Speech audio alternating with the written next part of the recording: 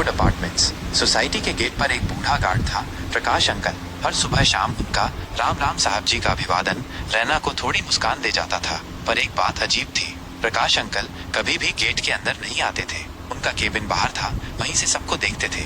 एक बार बारिश की रात थी, रैना देर से घर लौट रही थी। बिजली कड़कने से गेट का इलाका चमक उठता था। वहाँ प्रकाश अंकल नहीं थे, केबिन खाली था। थोड़ा अजीब लगा, पर रैना ने सोचा शायद चाय पीने गए होंगे। जब वो लिफ्ट तक पहुंची तब एक थपकी सुनाई दी। सोसाइटी की लॉबी का टीवी चालू था, पर स्क्रीन पर बस स्टैटिक था। बीप की आवाज आ रही थी। टीवी के सामने एक कुर्सी रखी थी, जैसे कोई बैठा हो। रैना ने रिमोट से टीवी बंद करने की कोशिश की, पर बंद नहीं हुआ। अचानक उसने पीछे से किसी के सांस लेने की आवाज सुनी। पलटी तो कोई नहीं था, पर लिफ्ट का बटन खुद ब खुद दब गया। रैना डर गई, लिफ्ट में कूद गई।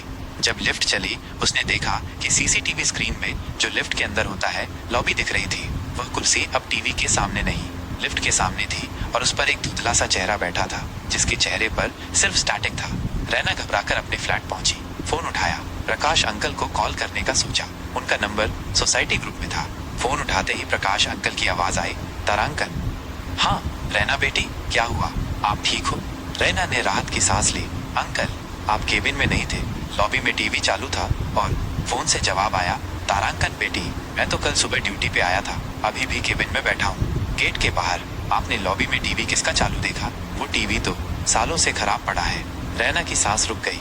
अगर प्रकाश अंकल गेट के बाहर केबिन में बैठे हैं, तो फिर गेट के अंदर लॉबी में उसे फोन कौन कर रहा था? और फिर उसके फ्लैट के दरवाजे पर धीमी थपकी पड़ी। खत्म। और आज भी रैना सोचती है, उस रात दरवाजा खोला भी था या नहीं? कभी किसी को मत बताना, पर ग्रीनवुड अपार्टमेंट्स में नया गार्ड अब भी हर शाम गेट के अंदर खड़ा रहता है और हर रेसिडेंट से पूछता है, क्या आपने लॉबी में कोई बीप की आवाज सुनी? अगर आपके घर के पास कोई पुराना गार्ड हो, कल सुबह उसे एक बार गौर से देखिएगा, क्या वो सच में गेट के बाहर है